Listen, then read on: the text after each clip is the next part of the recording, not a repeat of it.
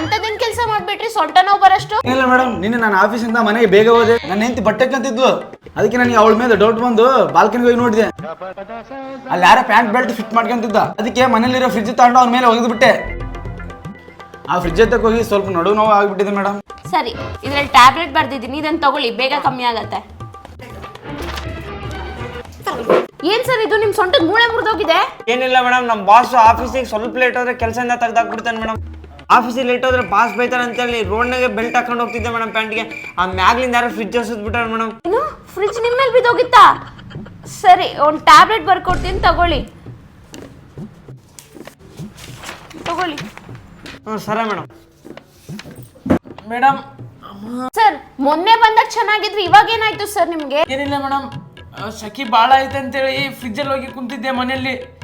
ಯಾರು ಗೊತ್ತಿಲ್ಲ ಫ್ರಿಜ್ ತಗೊಂಡು ಮ್ಯಾಲಿಂದ ಕೆಳಗೆ ಹೊಸ್ಬಿಟ್ಟಾನ ಮೇಡಮ್. ಫ್ರಿಜ್ಜಲ್ಲಿ ತಣ್ಣಗಾಗ ಕೂತಿದ್ದ ಅಥವಾ ಕಳ್ತನ ಮಾಡಕ್ ಕೂತಿದ್ದ?